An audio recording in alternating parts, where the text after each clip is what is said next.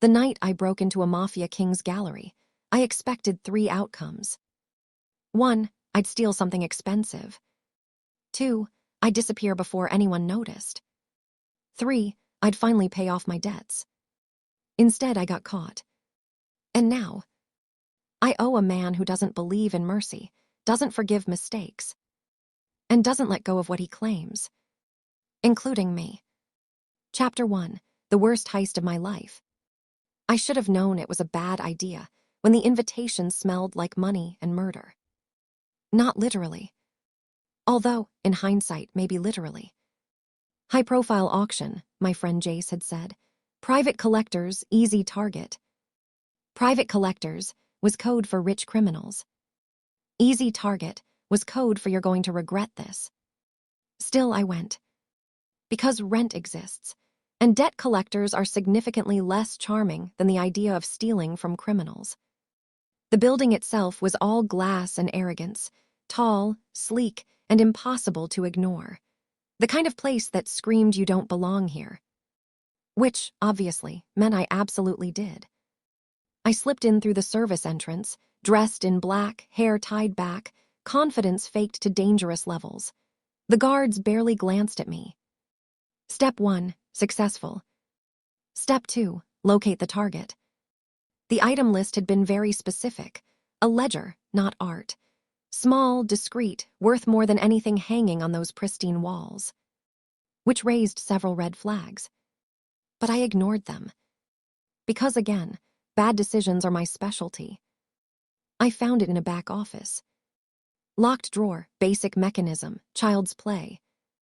Too easy, I muttered, sliding it open. Inside sat a black book. No markings, no decoration. Just importance. I grabbed it.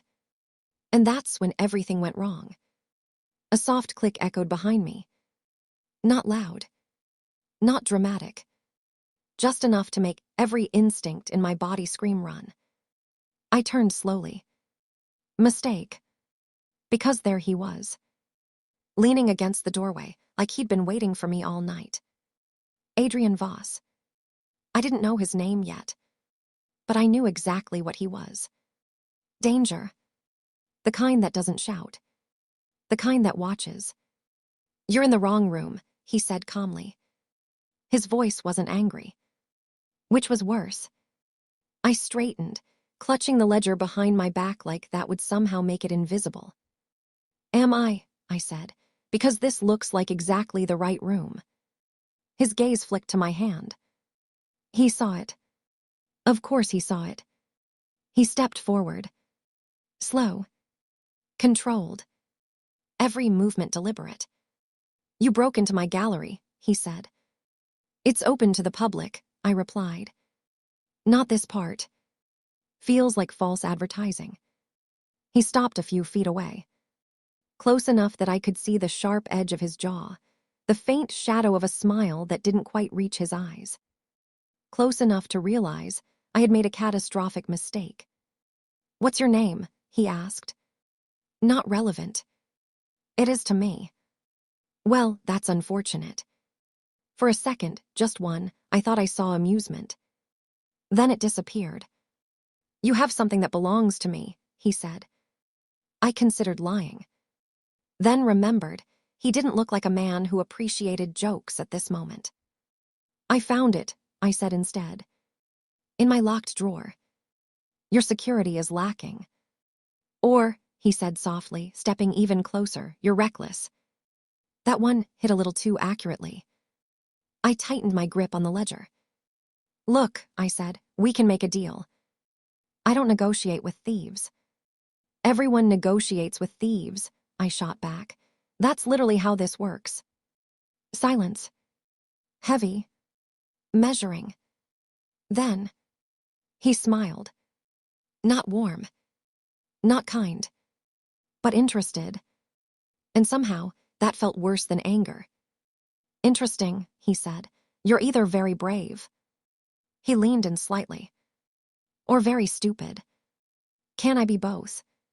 His eyes darkened. Unfortunately for you, he murmured. Yes. And just like that, the lights shut off. Alarms didn't blare. No guards rushed in. Just darkness. Controlled. Intentional. And suddenly, I understood. This wasn't a mistake. It was a trap. Chapter 2, a debt written in blood. I didn't run. Not because I was brave. Because I was thinking. Running in the dark, bad odds. Staying, also bad odds. Fantastic. Are you going to kill me? I asked. Because if I was about to die, I at least wanted clarity. No. That surprised me. Eventually, I pressed. A pause. No. That didn't sound reassuring. Lights flickered back on. He hadn't moved. Still calm, still watching. Like I was something he'd already decided to keep. I should, he said. Encouraging. You broke into my property, stole from me, insulted me. I didn't insult you. You critiqued my security. That's constructive feedback. Another flicker of amusement. I was starting to think he enjoyed this, which was deeply concerning. What did you take? He asked. I hesitated. Wrong move. His expression sharpened. Give it to me. Or. He held my gaze. And for the first time, I felt it. Not fear exactly. Certainty. He didn't need to threaten me. Because whatever happened next, he was already in control. Slowly, I handed over the ledger. He took it, flipping it open with practiced ease. His expression didn't change. But something shifted. Subtle. Dangerous. Do you know what this is? He asked. Expensive, I said. That's one word for it. Illegal. He looked at me.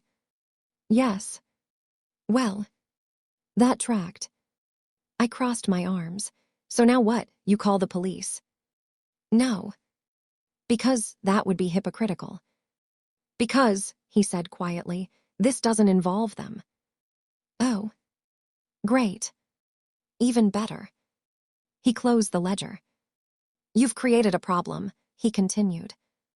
I feel like you're making it a problem. You stole information tied to people who would kill for it. I blinked. Define kill. His stare was unimpressed. Right, obviously kill. He took a step closer. I didn't step back. Again, bad decisions. They'll come looking for it, he said, and when they do, they'll trace it back to you. So I give it back, I said. You already took it. Temporarily. They won't care. I exhaled slowly. Okay, hypothetically, how bad is this? He studied me. Very. Like I should panic. You should have panicked 10 minutes ago. Helpful. Silence again. Then. I can fix it, he said. Suspicion flared instantly. And what do you want in return? He didn't answer immediately. Which meant I definitely wasn't going to like it. Finally. You, he said. I stared at him. I'm sorry, what? You'll work for me. No. You don't have a choice. I always have a choice. Not this time. I laughed. Actually laughed. Because this was insane. You don't even know me. I know enough. Which is? You're skilled, reckless, and desperate enough to break into my gallery. Okay. That was annoyingly accurate. I don't work for criminals, I said. You already do. I absolutely do not. You stole for money. That's different. How? I opened my mouth. Closed it. It just is. He tilted his head slightly. You owe me a debt. I didn't ask you to fix anything. You don't need to. Then I'm leaving. I turned toward the door. Took one step. Walk out, he said calmly, and I let them find you. I froze. Of course I did. Because I wasn't stupid. Just occasionally reckless. Or, he continued, you stay, work for me, and I make sure they don't. I turned back slowly. I hate this deal. I know. And how long is this supposed to last? 1 year. A year, I scoffed. That's insane. It's necessary. For what? He met my gaze. Control. I narrowed my eyes. Of the situation. A pause. Among other things. Oh no. No, absolutely not. I'm not, whatever you're implying, I'm not doing that. His expression didn't change. I didn't imply anything. You absolutely did. Your imagination is impressive. I glared at him. You're insufferable. And yet, he said softly, you're still here. I hated that he was right. I hated this entire situation. I hated. Fine, I snapped. 1 year. His gaze sharpened. But, I added quickly, I'm not your property, I'm not your toy, and I don't follow orders blindly. Something flickered in his eyes. Approval. Good, he said. Good. I don't want someone who does. That should have reassured me. It didn't. Then we have terms, I said. We do. He extended his hand. I stared at it. This felt like signing something far worse than a contract. Still, I took it. His grip was firm, steady. Final. Welcome to the worst decision of your life, I muttered. He didn't smile, but his voice dropped slightly. We'll see. Chapter 3. Rules, Lies, and Very Expensive Suits. The first thing I learned about Adrian Voss. He doesn't do anything halfway. The second thing. Neither does the danger surrounding him. His penthouse wasn't just luxurious, it was strategic. Glass walls, open space. Minimal blind spots. Every detail intentional. Do you ever relax? I asked, dropping my bag onto a chair that probably cost more than my entire apartment. No. That tracks. He handed me a tablet. Schedule, contacts, rules. Ah, my favorite part. You'll memorize them. I won't. You will. I won't, I repeated. A pause. Then. We'll compromise, he said. Suspicious. How? You'll pretend to read them. I blinked. That's acceptable. And just like that, I realized something dangerous. He wasn't just controlling. He was adaptable, which meant escaping this situation was going to be a lot harder than I thought. Chapter 4. The party where I almost died again. If you've never been to a mafia party, let me explain something. It looks like luxury. It feels like a battlefield. And everyone is smiling like they're not thinking about murder. I hate this already, I muttered as Adrian adjusted the cuff of his suit like we were attending a charity gala instead of a gathering of criminals. You haven't even gone inside, he said. I can sense bad decisions from a distance. You're here, he replied smoothly. So clearly your instincts are consistent. I shot him a look. He didn't even blink. God, he was exhausting. The venue was dripping in elegance. Crystal chandeliers, polished marble, and people who looked like they hadn't committed crimes in their lives. They absolutely had. Adrian's hand settled at my lower back as we entered. Light, casual. Possessive. I stiffened. Relax, he murmured. I am relaxed. You're glaring at a chandelier. It started it. A faint pause. Then, of course it did. Was that amusement? No, impossible. We moved through the crowd like we belonged there. Correction, he belonged there. I was just the suspicious accessory. Eyes followed us. Measured, curious, dangerous. Everyone's starring, I whispered. Good, he said. That's not reassuring. It means they're thinking. I don't like being the reason people are thinking. You should, he replied. It makes you important. I glanced up at him. That's not how importance works. In my world, it is. Yeah. That tracked. We stopped near a group of sharply dressed men. They greeted Adrian with polite smiles that didn't reach their eyes, which, apparently, was the theme of the evening. And this is, one of them asked, looking at me. Adrian didn't hesitate. My partner. The word landed heavier than expected. I forced a smile. Temporary, I added. Adrian's hand tightened, just slightly. Indefinite, he corrected. I turned my head slowly. We were going to fight about that later. If we survived. Careful, the man said, studying me. This world isn't kind to outsiders. Oh, I noticed, I replied, but I've survived worse. Adrian's gaze flicked to me. Sharp, curious. The man chuckled. I like her. That makes one of us, I said. Another pause. Then laughter. Real laughter. Great. Now I was entertaining criminals. Life choices, still questionable. The conversation drifted. Business, territory, alliances. I understood just enough to know this was bigger than I thought, which was deeply inconvenient. Stay close, Adrian murmured. I wasn't planning on wandering off. Good. Because I'd probably die. Yes.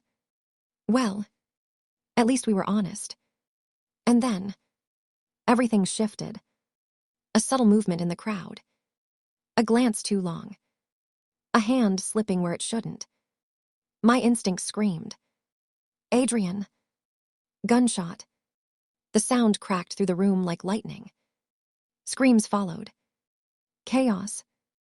Bodies moving, ducking, running. And suddenly, Adrian's arm wrapped around me, pulling me down. Another shot. Glass shattered. Stay down, he ordered.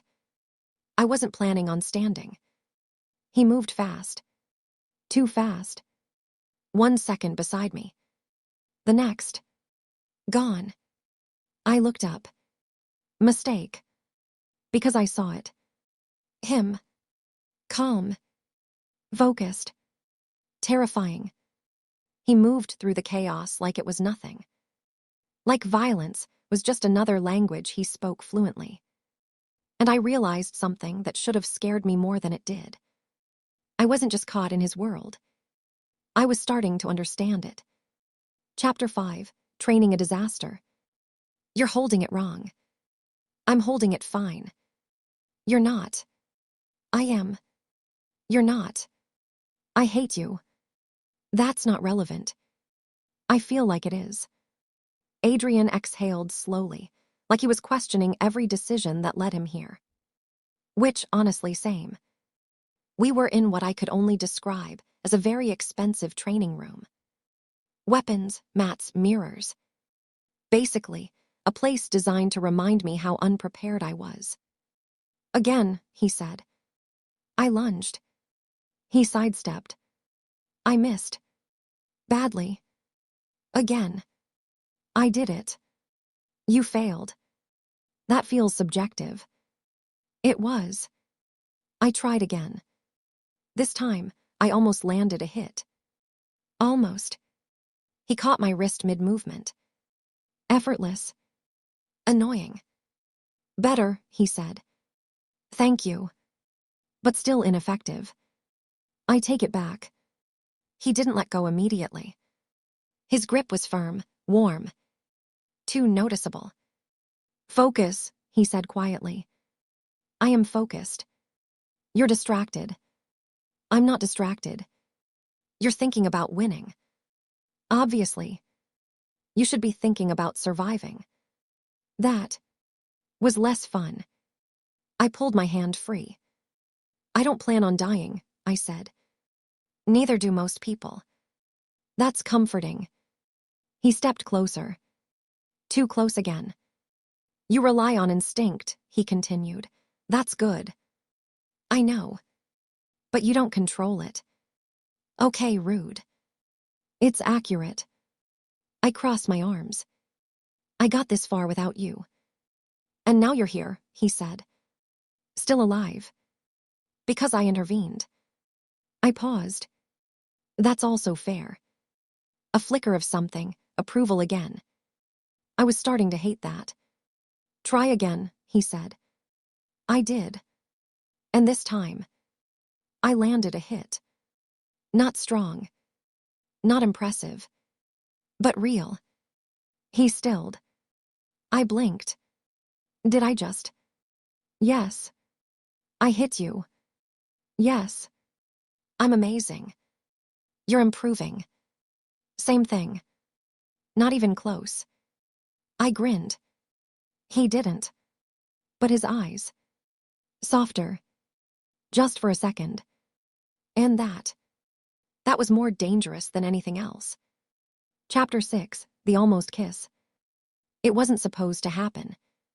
Nothing about this situation was supposed to feel anything. And yet, there I was. In his kitchen. Arguing. Again. You lied to me, I said. I omitted details. That's lying. It's strategy. It's manipulative. It's necessary. I stepped closer. He didn't move. You don't get to decide what I need to know. I do when it keeps you alive. I was fine before you. No, he said quietly. You were. That hit harder than it should have. I didn't ask for this, I said. No, he agreed, but you're in it now. Because of you. Because of your choices. I opened my mouth. Closed it. I hate when you're right. I know. Silence stretched. Heavy.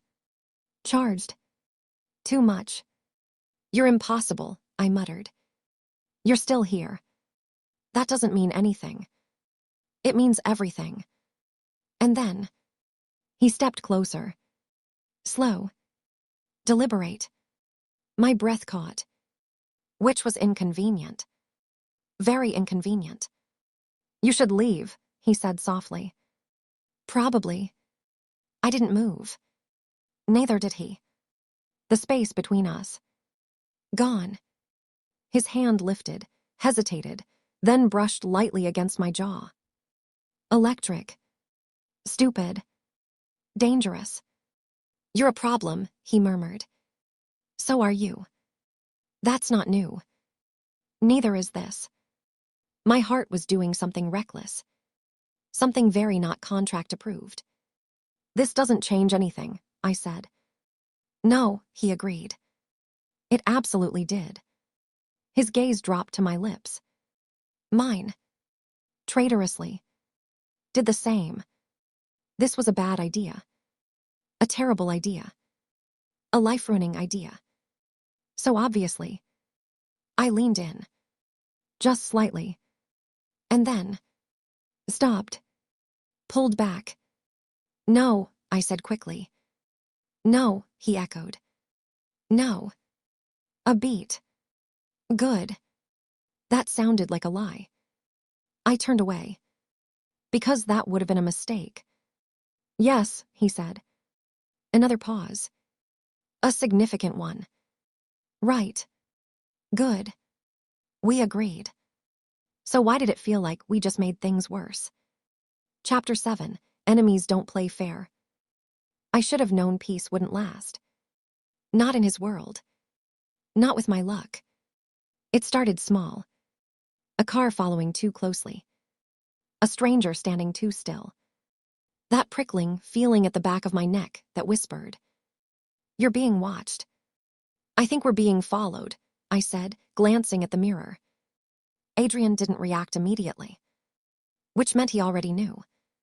Yes, he said. I stared at him. That's it, yes. I've accounted for it. You've accounted for someone possibly trying to kill us. Not possibly. I blinked. Great, love that for us. His focus stayed on the road, steady, controlled. You're calm, I said. They won't act here. Why? Too public. I looked around. Busy street, people everywhere. Normal. Safe. Except. They'll wait, he continued. For what? For you to be alone. That. That I didn't like. Then I won't be alone, I said. You won't. The certainty in his voice should have reassured me. Instead, it made something tighten in my chest. Because this wasn't temporary anymore. This wasn't just a deal. This was survival. And I was tied to him, whether I liked it or not. It happened later that night. Because of course it did. I had just stepped out of a convenience store, nothing dramatic, just snacks and poor life choices, when the street felt wrong. Too quiet. Too still. Okay, I muttered. Nope, I don't like this. I turned. Walked faster. Footsteps followed. I didn't panic. Not yet.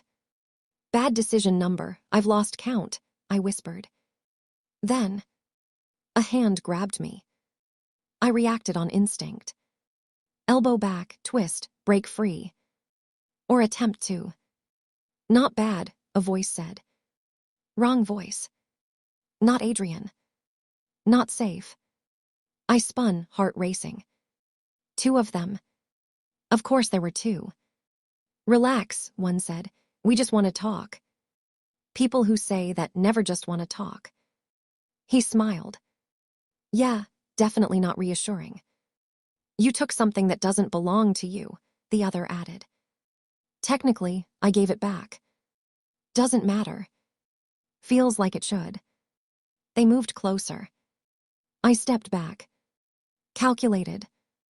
Distance, angles, escape routes. None great. Fantastic.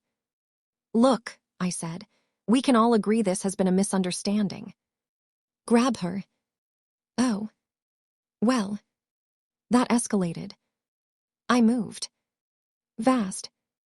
Just like Adrian taught me. Strike, dodge, run. I almost made it. Almost. A hand caught my arm. Pain shot up my shoulder. Got you.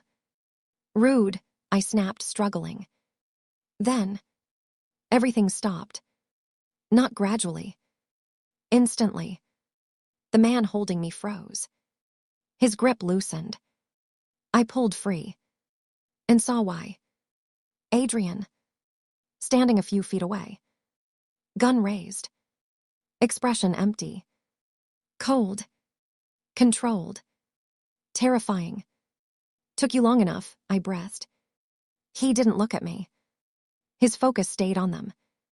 You shouldn't have touched her, he said quietly. The words weren't loud. But they landed heavy. Final. The men hesitated. Bad move.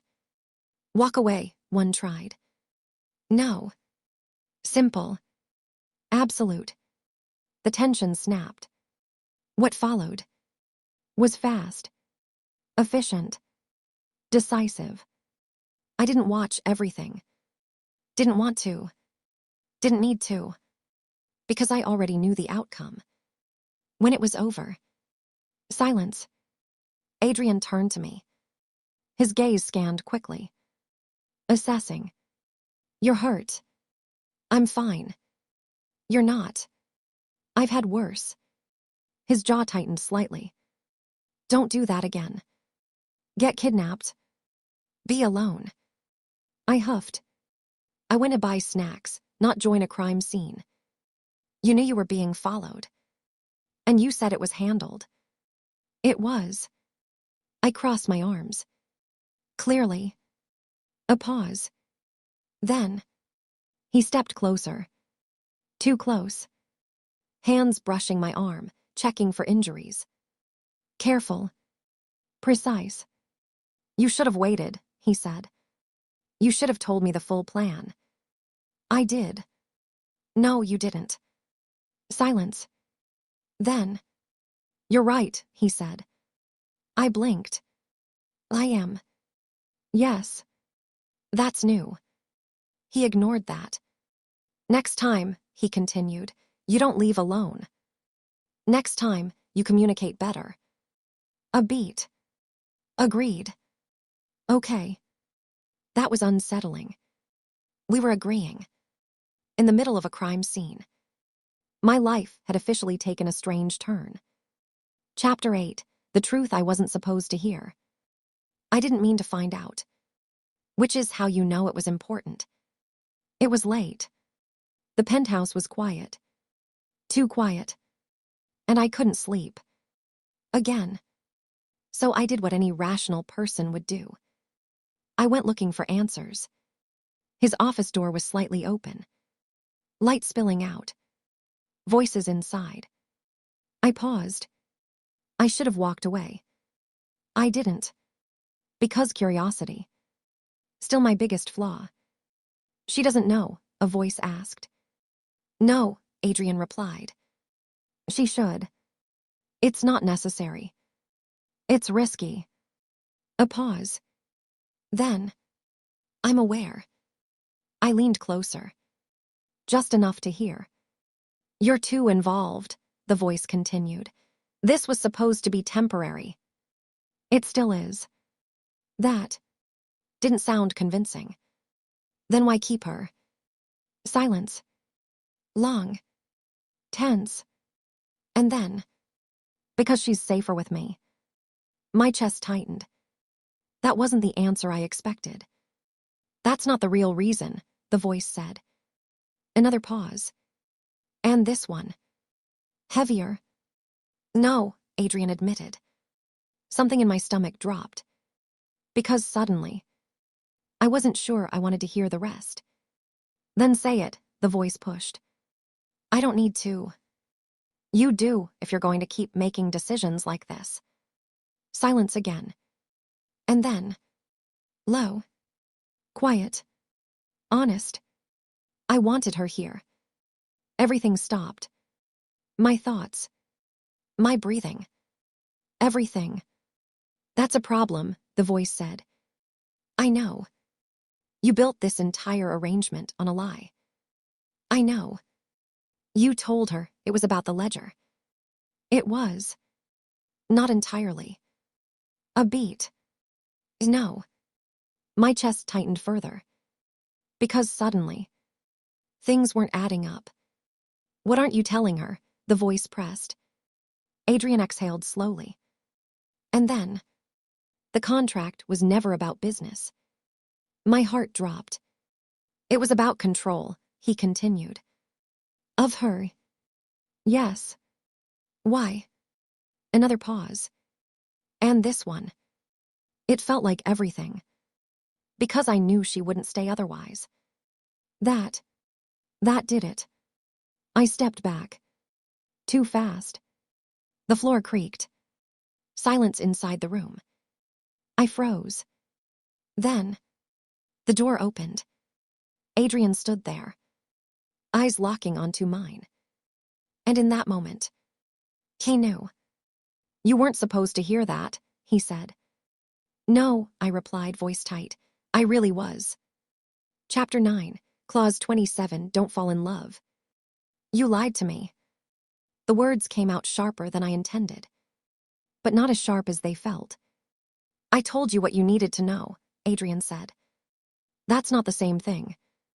It kept you safe. It trapped me. Silence. Heavy. Charged.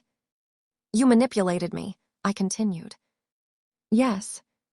No hesitation. No denial. Just truth. That somehow made it worse. You don't even regret it, I said. A pause. No. I laughed. Short, disbelieving. Wow. You're alive, he said. Don't do that. Do what? Turn this into some twisted justification. It's not twisted.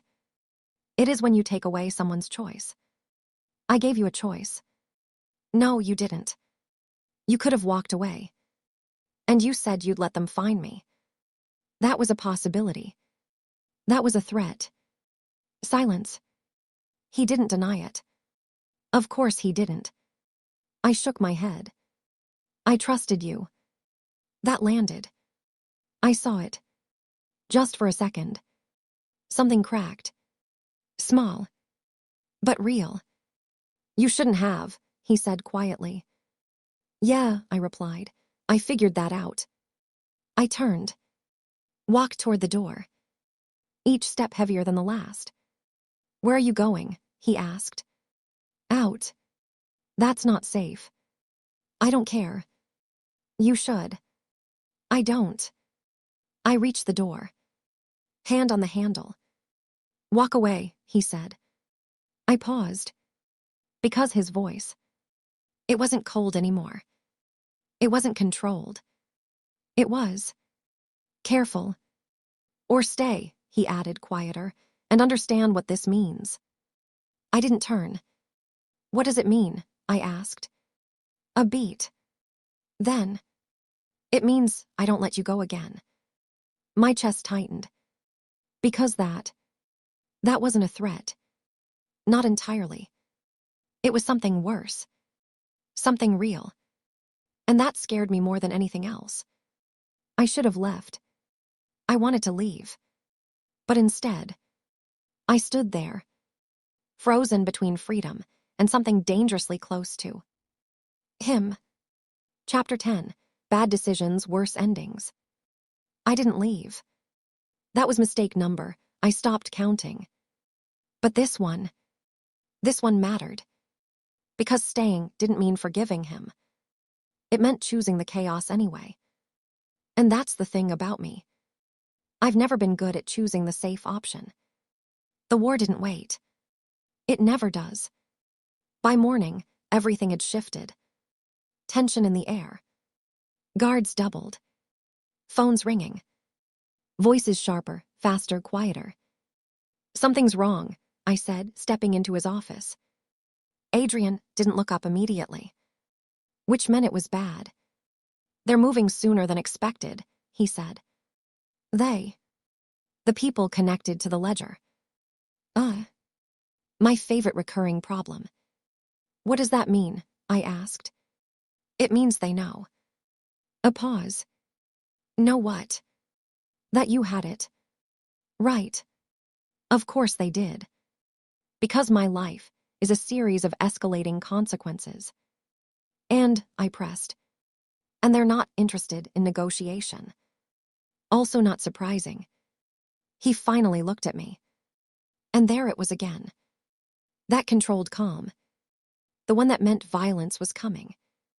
They'll hit tonight, he said. Here. Yes. Well, I muttered, that's inconvenient. His gaze lingered on me. You should leave. I blinked. Excuse me. It's not safe. It's never safe. This is different. How? They're not just targeting me. Oh. That shifted something.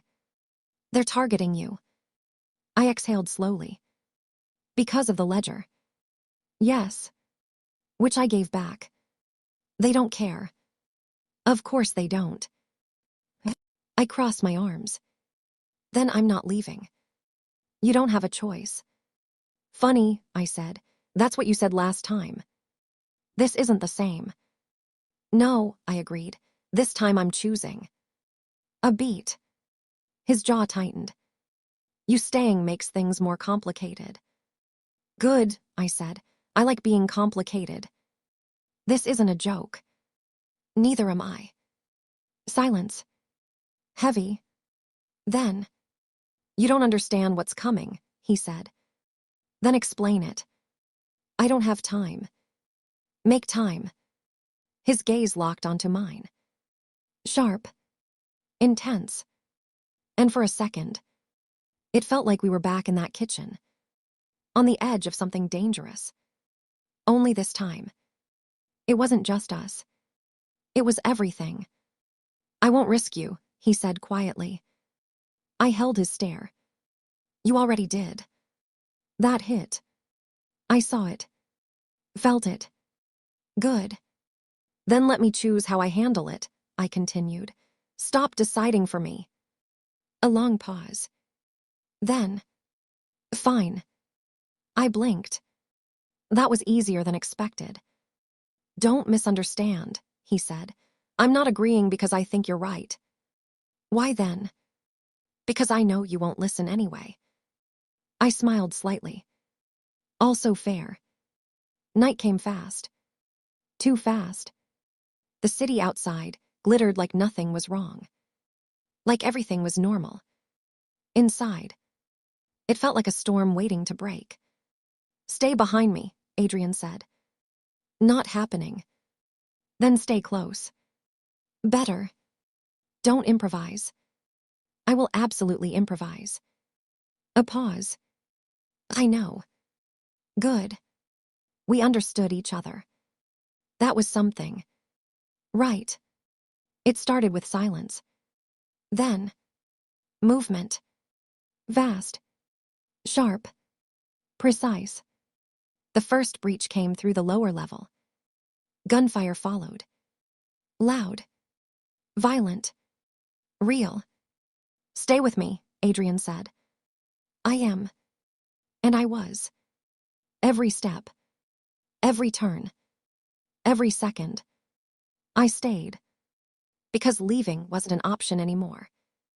Because somewhere between bad decisions and worse outcomes, I chose him. Even if I didn't fully understand why. Chaos blurred into instinct. Move. Duck. Breathe. Think. I remembered what he taught me. What I learned. What I survived. And for the first time, I wasn't just reacting. I was fighting. Left, I shouted. He turned. Took the shot. Effortless. Deadly. I didn't hesitate. Didn't freeze. Didn't run.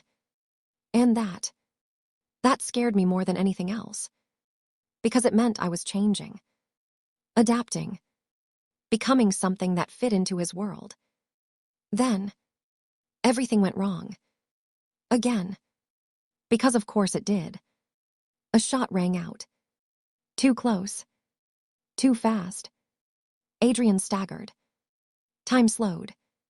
No, I breathed. He didn't fall. Didn't collapse. But I saw it. The blood. The impact. The shift. And something inside me snapped. I moved before thinking. Before fear. Before anything. Bad decision, I whispered. And then, I fought. Not clean. Not perfect. But effective. Because this wasn't about survival anymore. It was about him. And that was the most dangerous realization of all. When it ended, silence came back. Slow. Heavy. Final. I turned to him. You're bleeding. I noticed. Don't be sarcastic. I'm not. You are. A little. I exhaled shakily. Relief hitting all at once. You're okay. Yes. Good. A pause. Then. You stayed, he said. I looked at him. Yeah. You shouldn't have. I know. Another beat. I would have anyway. Something shifted. Again. But this time, it didn't feel dangerous. It felt certain. Epilogue, debt paid, heart owed. The war ended. Or at least, paused. Which, in his world, was the closest thing to peace. The contract. Technically over. The year. Done. The debt. Paid. But us. That was different. You're still here, he said one night. We were standing by the window. City lights stretching endlessly below. Yeah, I replied. You don't have to be. I know. A pause. Then why stay? I looked at him. Really looked. At the man who lied. Manipulated. Protected. Destroyed. Saved. You want the honest answer, I asked. Yes, because leaving would be the smart choice. And I've never been good at those. A faint shift in his expression. Not quite a smile, but close. You're a problem, he said. So are you. Then we're consistent. Clearly. Silence settled. Comfortable. For once. I never added clause 27, I said suddenly. His gaze flicked to me. Which one? Do not fall in love. A pause. Then. That was never an option. My chest tightened. Because I believed him. And that was the final bad decision. Or maybe the best one.